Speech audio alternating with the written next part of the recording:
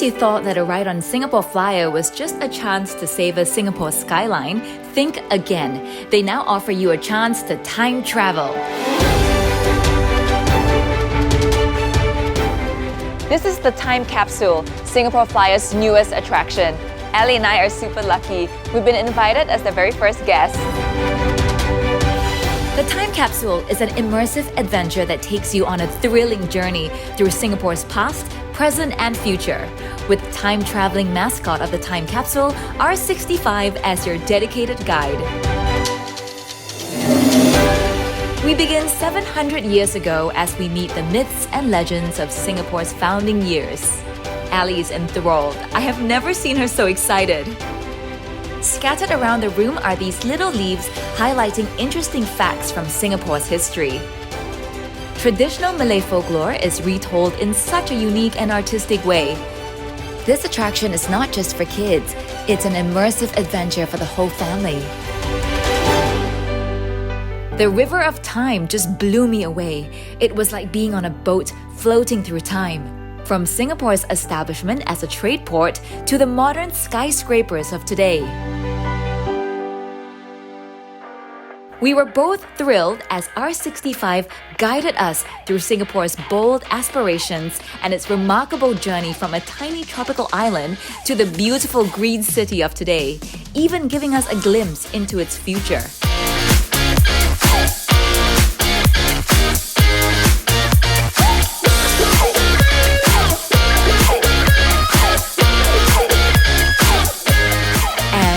When I thought Ali might have had enough history, we entered this immersive orchestration of visuals and music. This display perfectly captures the vibrancy and vitality of Singapore. A virtual teleportal entices you with real pictures of the city, making you more excited about the Singapore Flyer journey to come. These interactive panels are the perfect way to learn about the cultures of Singapore and to celebrate the differences that unite this multicultural city. And to end your journey, you can take a picture and become a part of R65's memory orb. It feels like we were now a part of Singapore's story.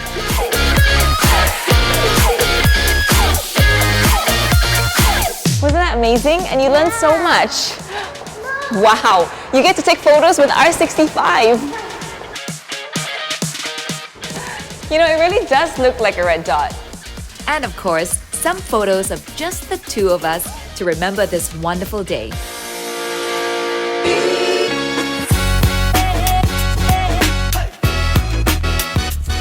The Singapore Flyer is Asia's largest giant observation wheel, standing at a stunning 165 meters. Wow, that's high.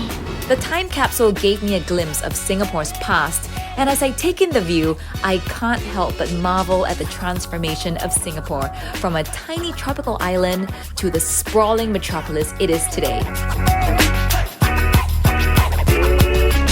Wow, that was a journey like never before.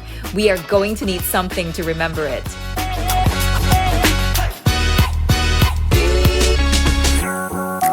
All that fun really works up an appetite.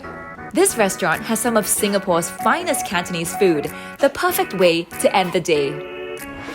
We had so much fun, and we now feel like we've seen Singapore from above and all around. Yep. The Time Capsule, coupled with the Singapore Flyer, tells you Singapore's story like it's never been told before. This is a journey that should not be missed.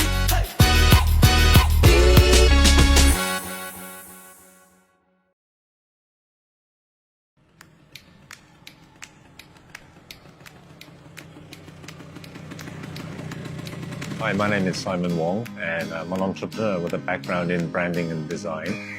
Right now we're sitting on the Butterfly Bench, which is a memorial bench to my late wife, Pei Ki. We're outside the Asian Civilizations Museum. National Heritage Board has donated these 150-year-old gallery floorboards, which just happen to be the right shape and proportion for her bench. Several years ago, a friend of mine decided it would be a great idea to build sidecars. So we started making use of the sidecars in our events. So we used them to raise funds for, again, for various charities. And after a while, we kind of realized if my wife had survived, we wouldn't solely be working for cancer-related charities. All along, we've been using the sidecars for events and as you know, for fundraisers. For the sidecar tours, it's usually visitors to Singapore, but we do get a good percentage of locals as well, and they're very curious to see Singapore in a different way. Vesperas are very special. You know, they draw out a reaction from people that motorbikes you don't usually get it from a motorbike. You look at a Vespa, it's cute, and then with a sidecar, it's really, really cute. So the first reaction of anyone is the smile, you know, and then the phone comes out and they just want to take a photo of it. You could be walking down the same street and you don't notice a lot of the details, you know, around you.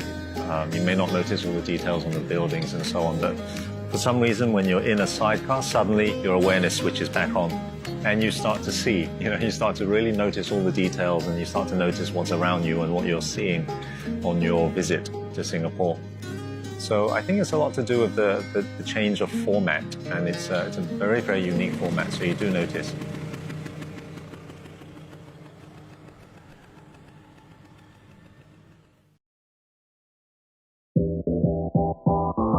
"2020 has made things a little different for all of us.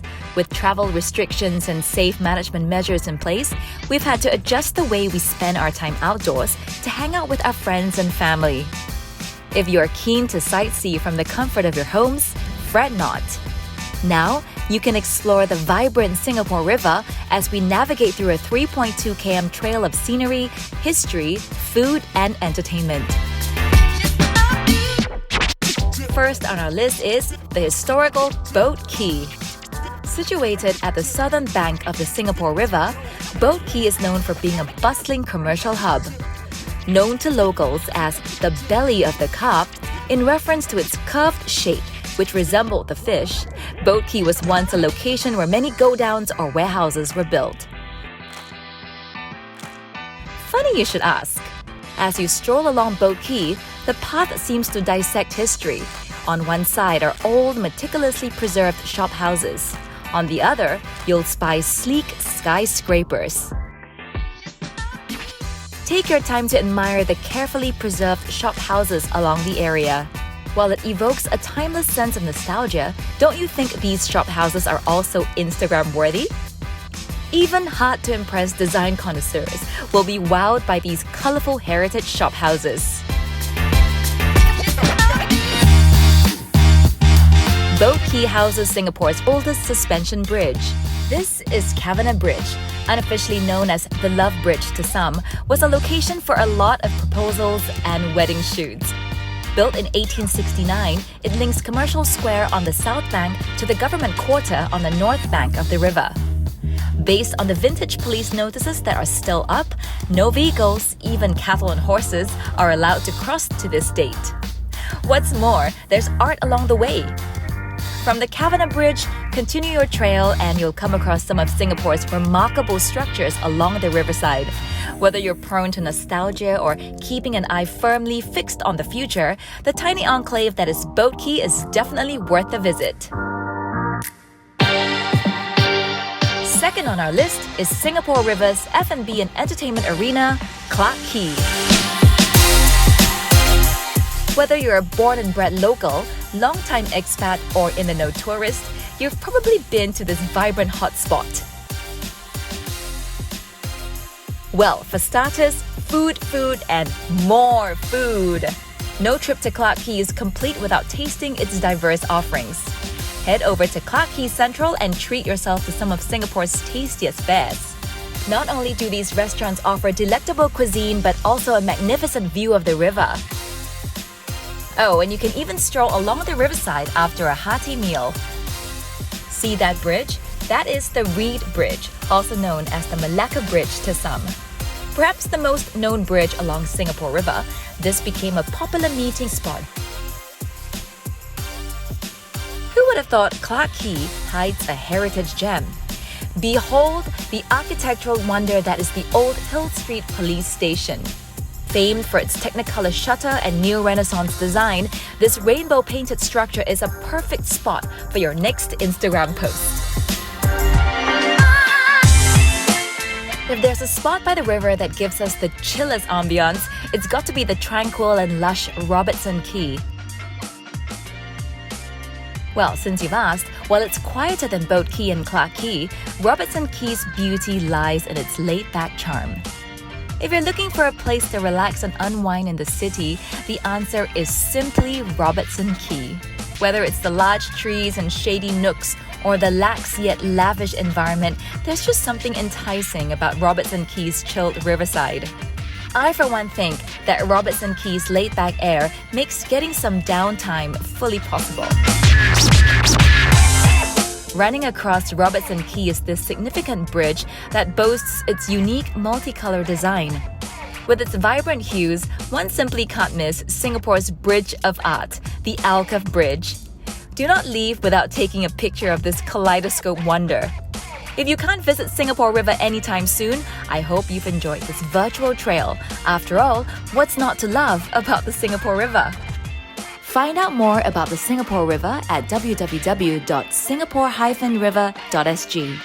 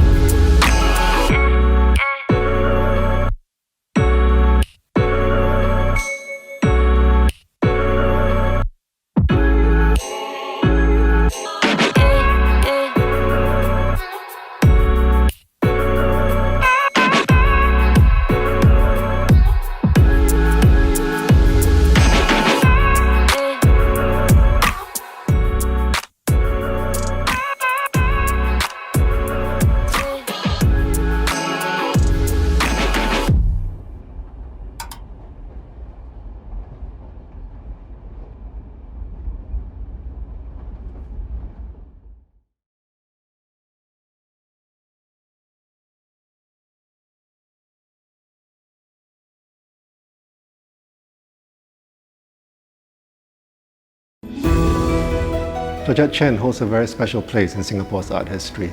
As the first female artist to achieve international acclaim, the impact of her work on Singapore's visual art scene continues to influence generations of Singapore artists.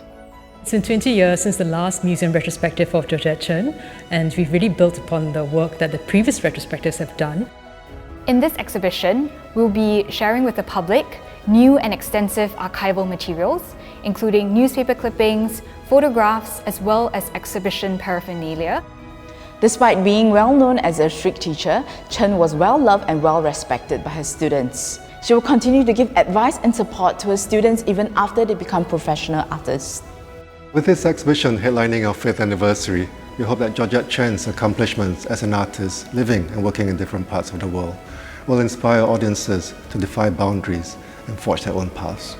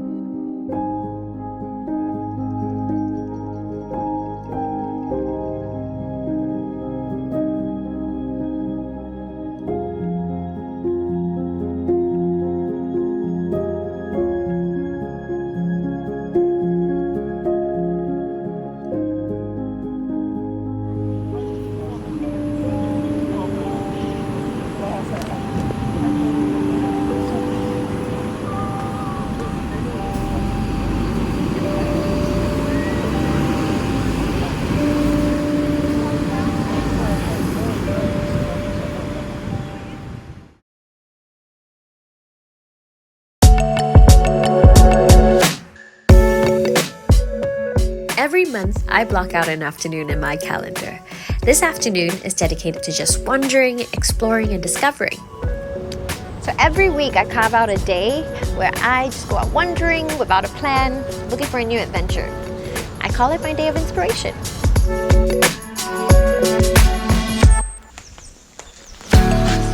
One of my favorite places to wander is the Civic District. It has a bit of everything that I love.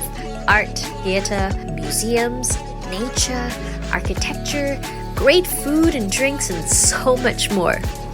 We start my day of inspiration right here at the Queen Elizabeth Walk at the Esplanade Park. Let me just show you what I like about this stretch. There are a few places in Singapore where I am so reminded of both our past and present. On one side is the modern architecture of the present, and here you can find historic landmarks that remind us of our journey to get here. Believe it or not, this is Singapore's first and oldest underpass, built in 1964. I've been here all the time, but never noticed. Some of Singapore's best theatre and musical events happen right here in the Victoria Theatre. I love to look at its architecture. It's such a beautiful building. The Asian Civilization Museum is one of my favorite places to take a deep dive into our past. But today, I want to focus on the present. There is a sculpture nearby that I really love. Come with me, I'll show you. And this is it. This is a bronze sculpture called The Five Boys by the River right outside the iconic Fullerton Hotel. So I believe the sculpture captures the yesteryears as well as this kampung spirit. The Civic District is really where modern Singapore began. But even after so many years, the spirit of those boys, the first generation, is still alive in the Civic District. There is just so much going on. Hey! Hi there! I'm doing good! I'm really excited! So there are many ways to get around the Civic District, and this is the choice method to do it. Do it!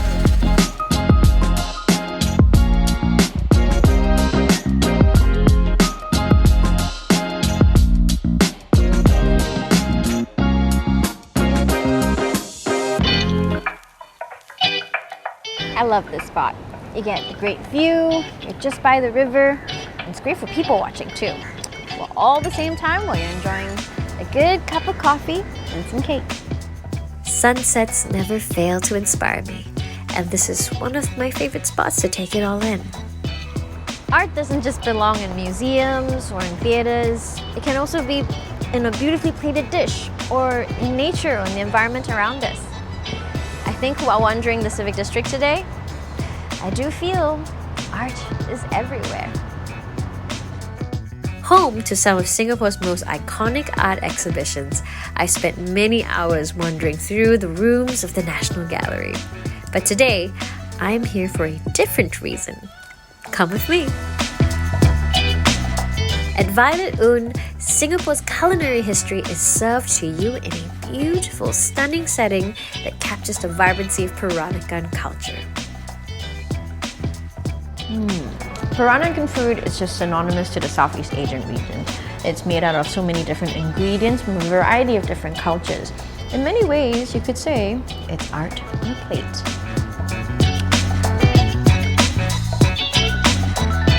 It's been a truly inspiring day today at the Civic District, and I think you and I would both agree that we are surrounded with so much art in our daily lives. And as an artist, I highly recommend that you discover this art of living.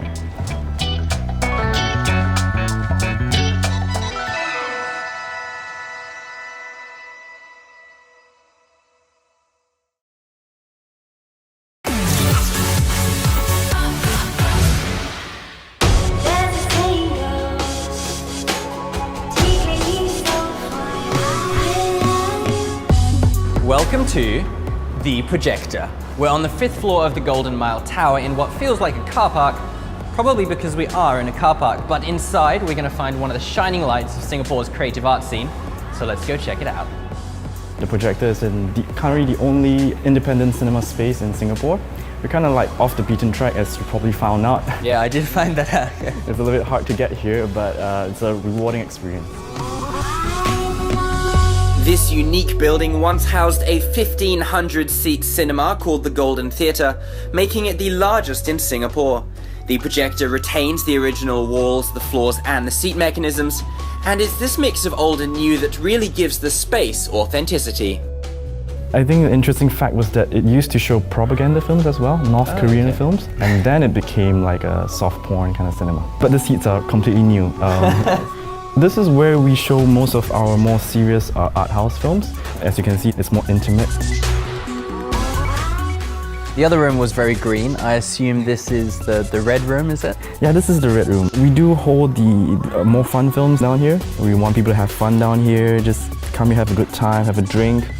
But this is a bit of a change of scenery. I can't say I've ever found a bar in a car park before. Yeah, this is one of our newer additions within the last couple of months. This is where we hold most of our after parties for the films that we had. Even if you're not a film buff, the projector is well worth a visit for its old world charm. And the fact that after the screening, well, you can even go for a party in the car park.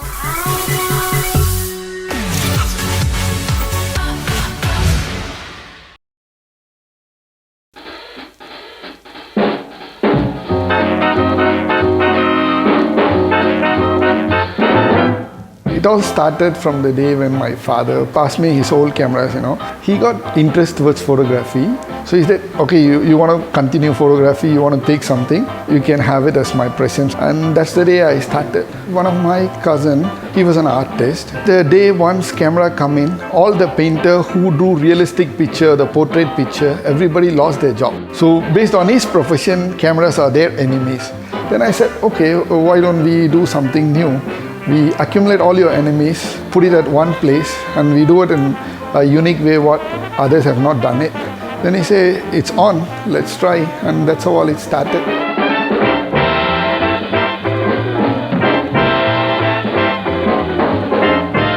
If you take a pigeon camera, it took about 8 to 9 years for us to found it. It is designed in such a way that a pigeon can carry. I love all my collection. One is world's first button camera. About 100 years back, they can create such a unique thing. There is a button you can put in your coat and they can control it here. The button can open and take a picture for you. See how clever those days the spies were. If you talk about a unique piece, yeah, we do have a machine gun used by Japanese military in the World War II. They use this gun to train the Air Force people. If you see, there is a lens. If you click, you don't get bullets. It will shoot you.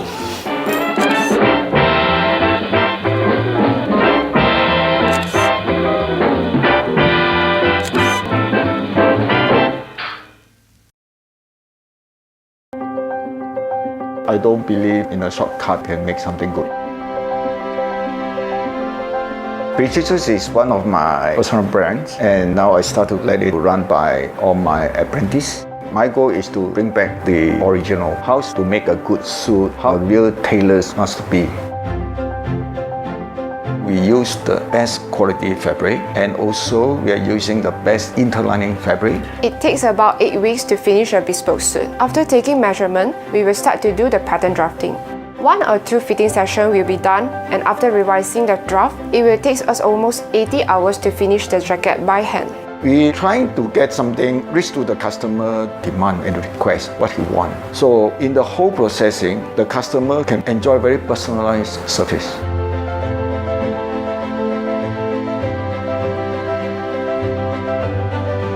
Many of the tailors have already get out from the traditional. They find an easier way, faster way to process a suit. Don't care about what is the quality will turn out. Nowadays, not many people are willing to carry on the craft. It requires a lot of time and effort. I found that tailoring is what interested me the most. In fact, I love the traditional craftsmanship, so I don't wish the craft to die. We don't believe shortcut can get a good suit. So every steps you have follow exactly. So that's my idea to start the Projectors.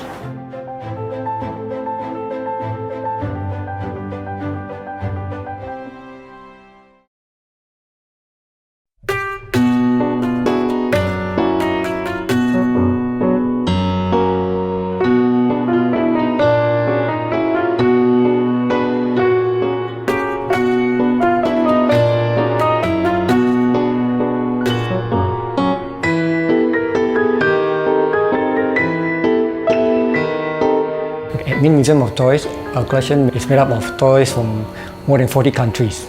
The countries are like Bulgaria, even made in Singapore toys.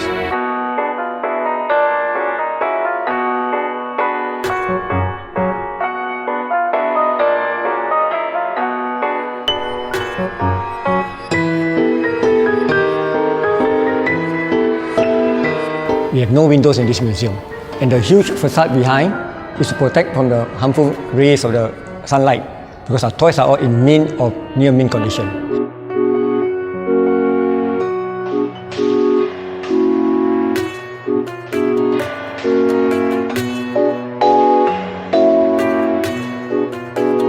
We showcase about more than 8,000 pieces of toys over here. This is less than 10% of the owner's collection. Remaining 90% we store in warehouses.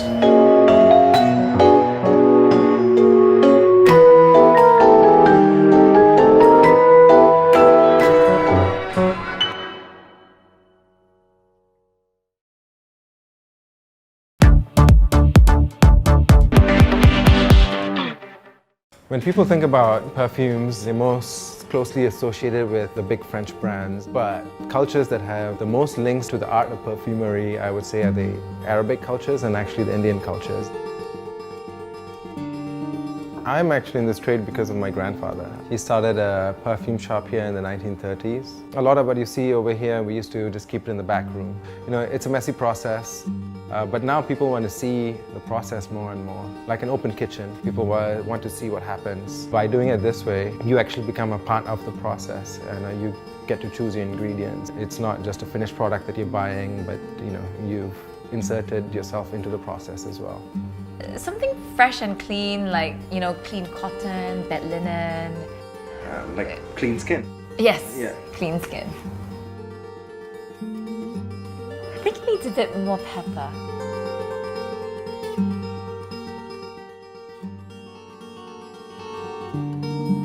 Bottle it up for me, please.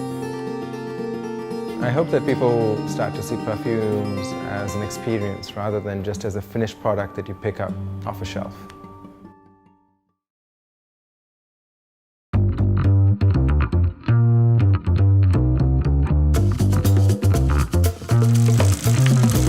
Man, that looks Instagrammable.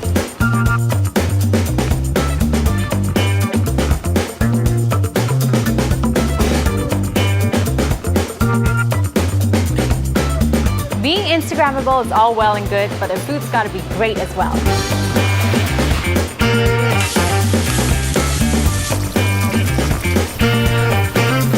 Here we have the cauliflower furikake, which smells super enticing. I can't wait to dig in. Vegetables never tasted so good. Got the grilled portobello salad right in front of me, and I can't wait to tuck in. Here's the eggs Benedict, and the eggs are the best in Singapore. Organic grade A eggs. Oh, check that out. Check this out, you've got a whole soft shell crab to yourself. No wonder it's a bestseller. There's no better combination than waffles, chicken, watermelon, and maple syrup. Nice coffee flavor, and you see the color change as you drink it. Really fun stuff. Here's the boozy sedap chendol milkshake. That kick of rum at the end. I'm a fan of this.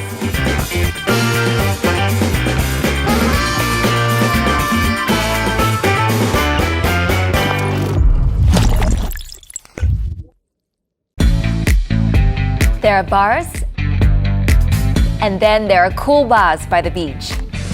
Singapore is a tropical island, and if you want to make the most out of a trip, be sure to soak up the sun and dip your toes in the sand with an ice-cold beer or cocktail in your hand.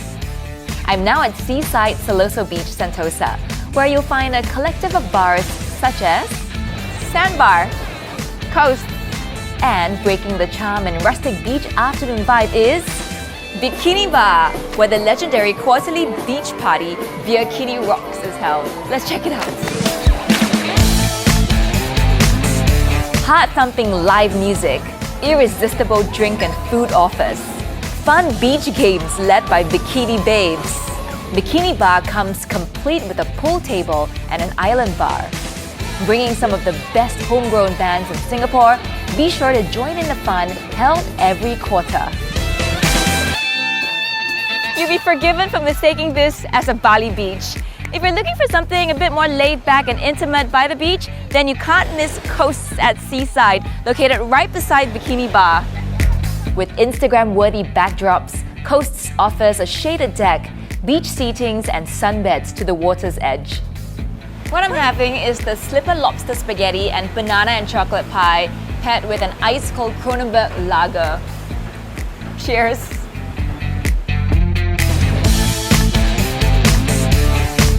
After a hearty lunch, what better way to spend your lazy evenings than to rest and relax on one of Sandbar's new and comfortable beanbag lounges? And if you're still hungry, remember to try their roasted meats, mini burgers and tasty desserts. The ultimate beach dining experience is never complete without live music spun by Sandbar's very own DJ. Glorious sunset, spectacular daily fireworks. Sometimes the best experiences come free. Seaside, the ultimate beachfront experience. Check out the website below for more.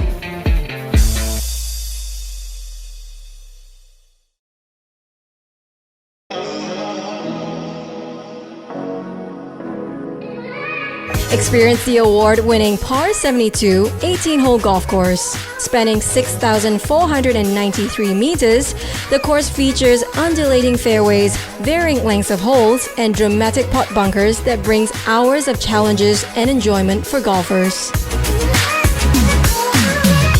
Marina Bay Golf Course is one of the few golf courses in Singapore open for night golfing. So don't let the fun stop when the sun sets. Marina Bay Golf Course offers everything a discerning golfer could ask for.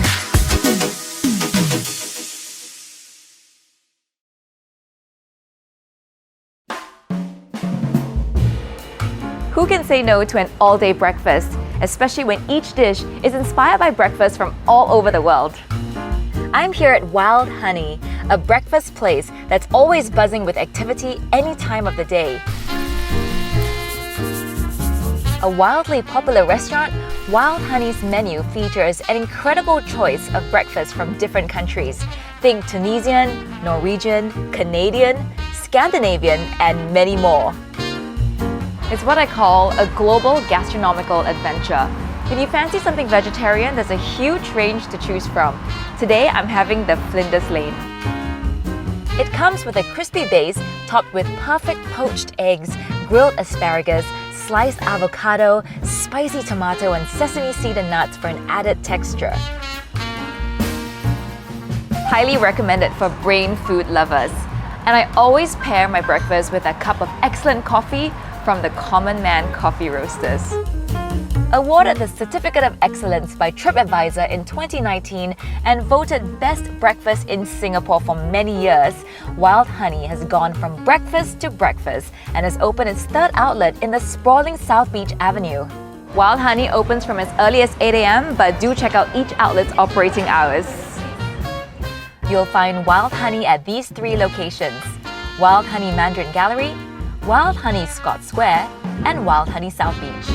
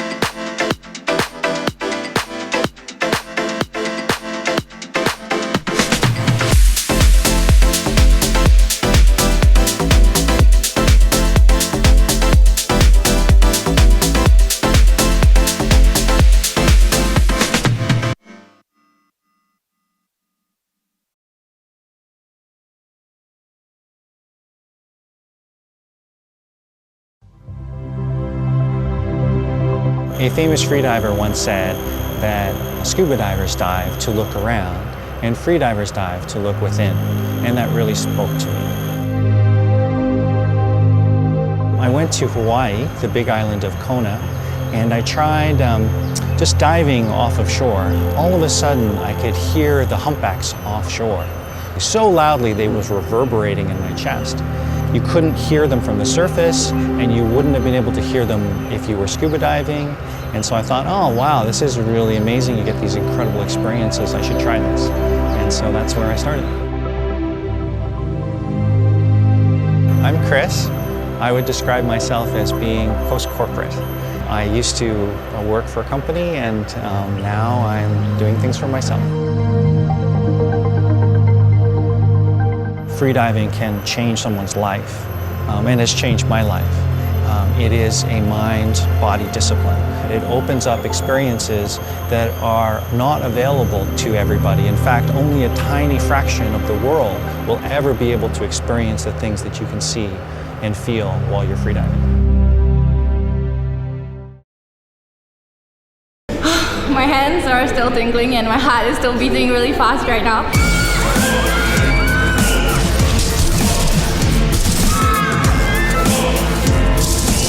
It was amazing. When I accidentally hit someone, it really felt like there was a zombie touching me. It feels so big in there. It's intense, it's scary, and it's a workout. It was insane. It was so much fun. It was awesome. I felt like I was in a zombie apocalypse myself.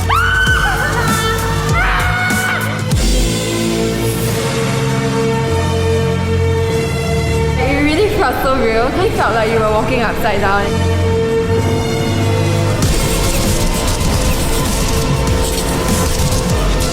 I was so into the game. We just kept shouting. It was out of the ordinary. It was so fun.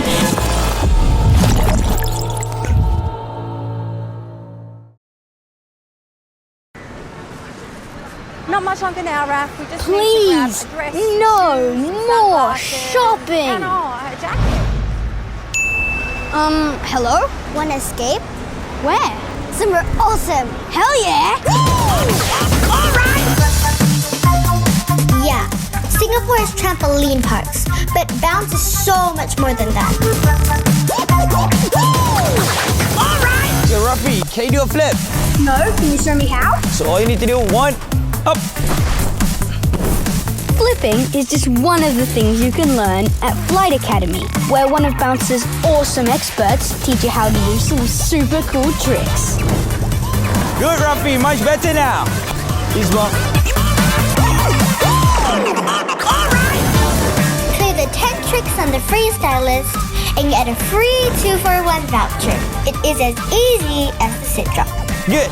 If you want even more of a challenge, check this out. Alright! Hope you're ready to lose to a kid. You gotta get up! X-Park is like Ninja Warrior, but way cooler. I know I make it look really easy, but seriously, this is not for wusses.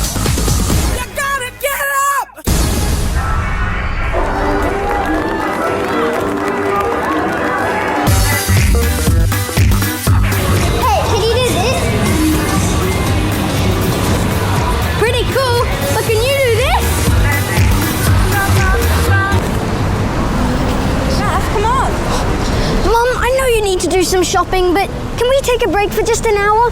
I know this great place. They do Aussie coffee. It's just around the corner.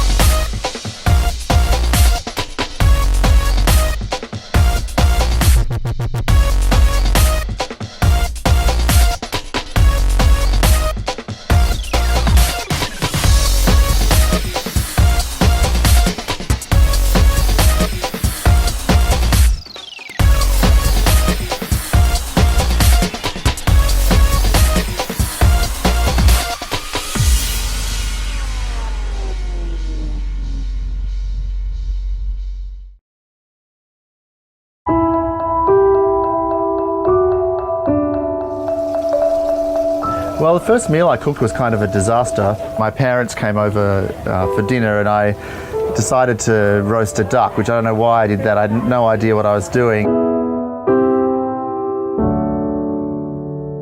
I remember Dad very sort of politely saying, yes, it takes a certain skill to cook duck.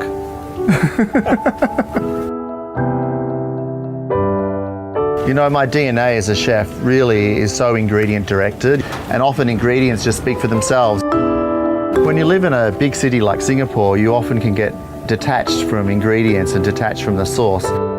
As a cook, you always have to take time outside of the kitchen, outside of your usual environment.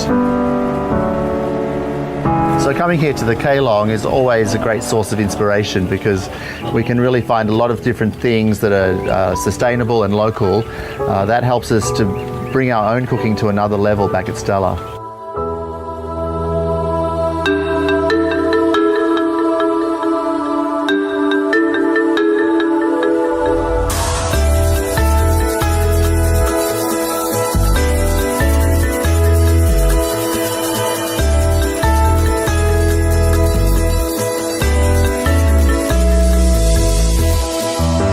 The best cooking is really something that's very personal. It's the personal experience of exploration. It's amazing, even today we discovered new flavours right here at Keelong. There's so much discovery and there's so much immediate enjoyment, I think, when you get the reaction from people to food. It reflects your personality, really.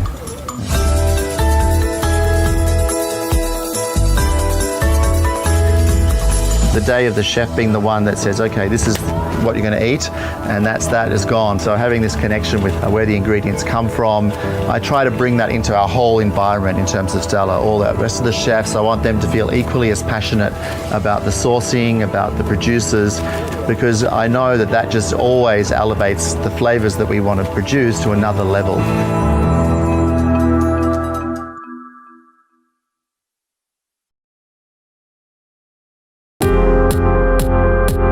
Sky bar, as the sun goes down and the lights come on, you want to give people an experience.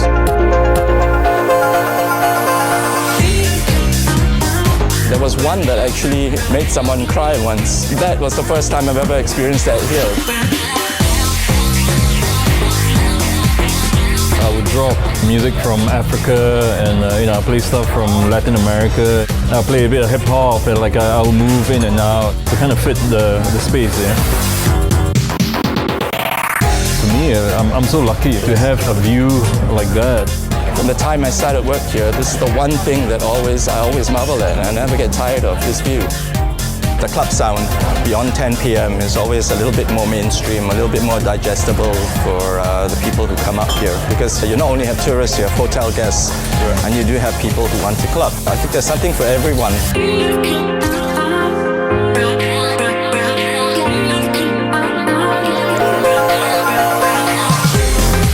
I had a lot of good comments from the crowd. Everyone's like, oh, it's really cool to hear music from my country, and C'est La Vie being quite an international destination.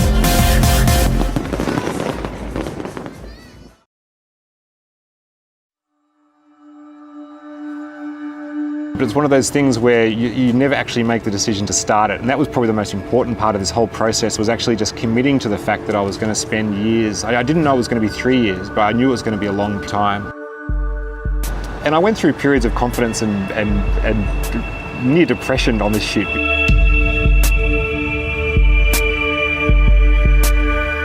If you look at something for so long and you spend so much time working on it, you lose all confidence that it's going to be of interest to anybody else.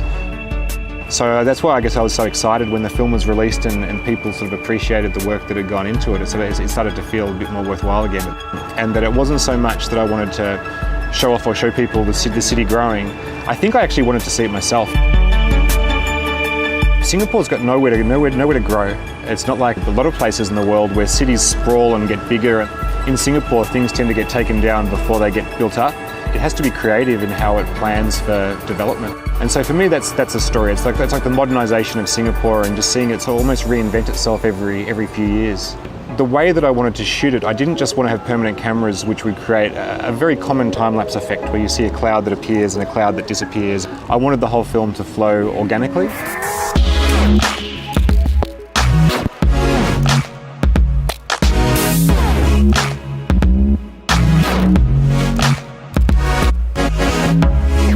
So I had to do a lot of planning and started with about 30 core shots. By the end of the film, it grew to about 70 locations around the city. And then it took a lot of discipline. And it can be a little bit of a lonely existence when you spend 3.5 years working on a project. I don't think, for example, even my wife and my daughter really know how much went into this film. But I really do enjoy being like an outside observer. And even though the techniques have changed throughout all of my films, there's still a sense that it's almost like you're in a separate place when you're looking at the city. So I'm not really getting in people's faces with cameras. I'm more just somebody who's sort of quietly off to the side, looking at the world from a distance.